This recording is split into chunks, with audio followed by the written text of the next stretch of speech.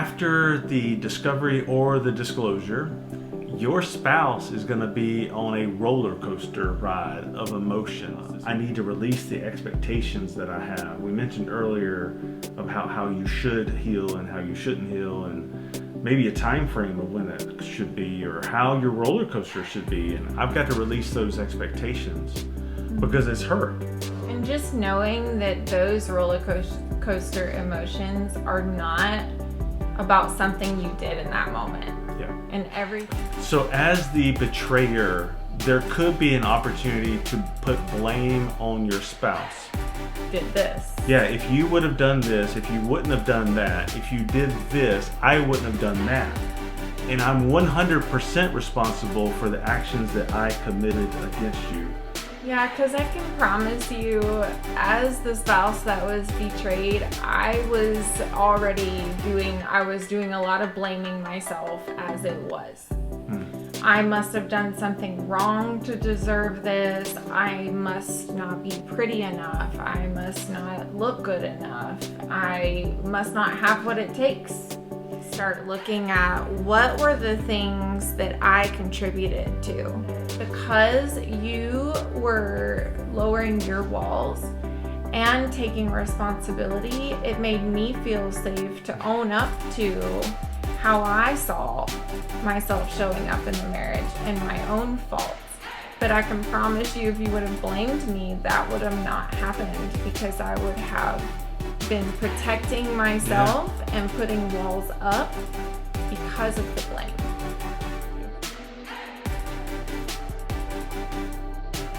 Hey, I'm Travis. And I'm Adele. And we are The Noble Marriage. We hope that through our channel, you will be inspired and motivated so that your marriage will be all that God created it to be.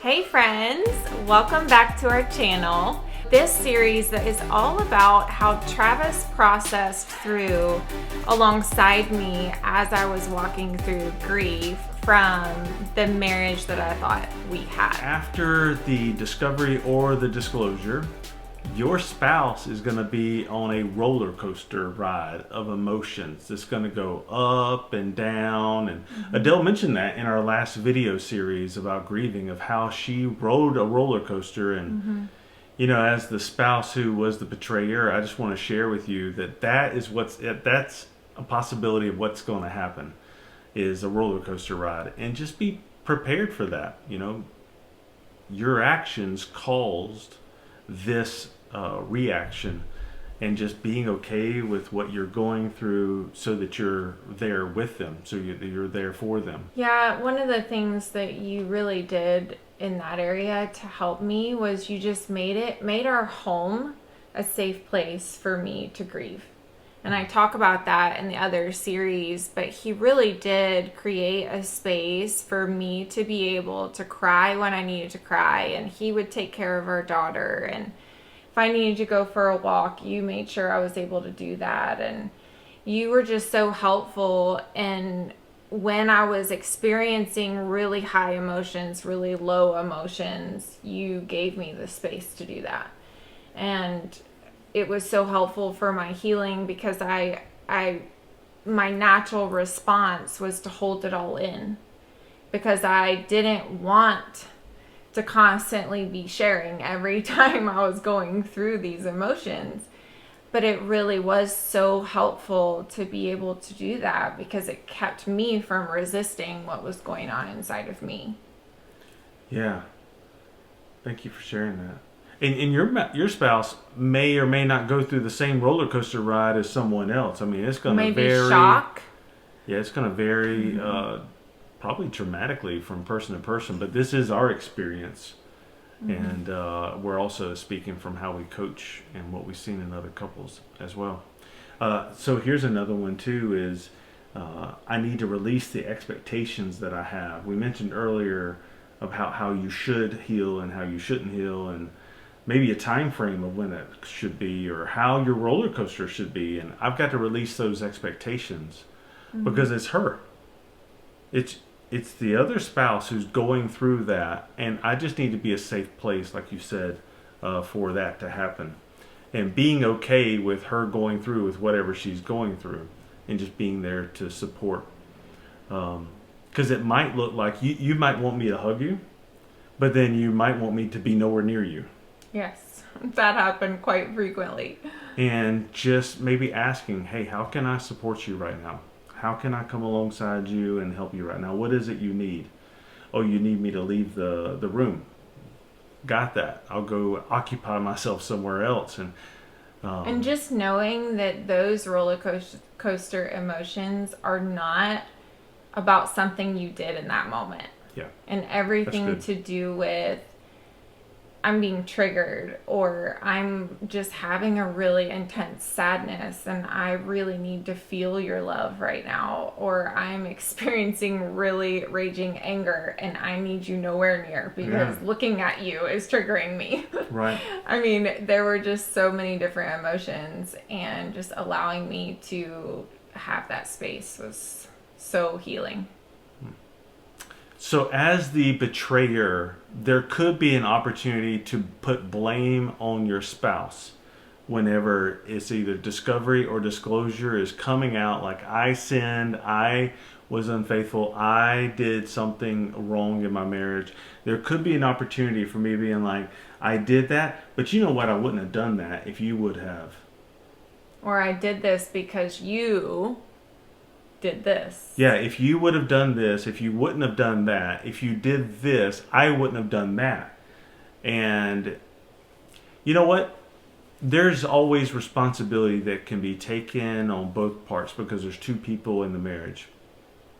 But what I really want you to hear me say is personal responsibility is where we need to lean into. That's just accepting that you're responsible for your own actions. And I'm 100% responsible for the actions that I committed against you. And you know what, you and I have had multiple conversations where you're like, yeah, and I did this in our marriage, and this is how I didn't show up in our marriage. And yeah, that might be so too. But what we're talking about is my 100% responsibility for the actions that I took, not how you made me feel about something. Yeah, because I can promise you, as the spouse that was betrayed, I was doing a lot of blaming myself as it was. I must have done something wrong to deserve this. I must not be pretty enough. I must not look good enough. I must not have what it takes. Yeah. And so there's blaming that's going on already, and I didn't want it. And he never did blame me for what he did. Never once. And I am just so grateful for that, because I was giving myself a beating as it was, that if he would have been blaming me, it would have made my healing really, really hard. Really, really hard. I did make the choice to immediately start looking at what were the things that I contributed to. Because he was sharing and confessing everything from our marriage, and I'm not perfect. I know I'm not. And so I started looking for myself, and I started finding things that I was like, that definitely didn't serve our marriage. That was definitely not appropriate. And different areas that, because you were lowering your walls and taking responsibility, it made me feel safe to own up to how I saw myself showing up in the marriage and my own faults. But I can promise you, if you would have blamed me, that would have not happened, because I would have been protecting myself and putting walls up because of the blame. Yeah. And so it's just beautiful how taking responsibility lowers walls, and it creates vulnerability and the ability to share more on both sides. It does. I just had the word picture of it's like kicking a turtle, expecting it to come out. Right? Me blaming you. Yeah, exactly. So we have some requests. If this video made a difference for you, we would love to know what that is in the comments below. As well as, you may have some ideas yourself that helped you walk through something, and it would really benefit the people that are watching this to hear what you have to say as well. So put that down there. Also, we would love it if you would subscribe to our channel and follow this journey. Check this out. Here's what's coming up next week. Or as a betrayer in the marriage, we need to start rebuilding that trust back up. And what does that look like? It looks like, one is I need to be sorry for what I did, not sorry that I got caught so much. Because I knew that I am the cause of that, and I hurt someone that I really love and I did not want to hurt. Not that you're doing anything wrong Right. in that moment, but there's question. Yeah. If there's simply a question, you are not building, you are taking away from more trust. Yeah. The rebuilding trust process directly impacts the length of the healing and the entire. Would actually be surprised at how quickly trust can actually be rebuilt when your actions line up with your words process. And said this, and I found out this. It's devastating, and it is like reliving the betrayal over and over and over, because they are also questioning everything you're doing, because everything that I knew prior to disclosure was now in question. Yeah. I don't know what's true. I don't know what to believe. I'm so shocked that this even happened. If you have a way that you want to be, and your actions, the things you do, don't line up with who you're committed to being, you actually lose trust in yourself. Like if you say, We'll see you then.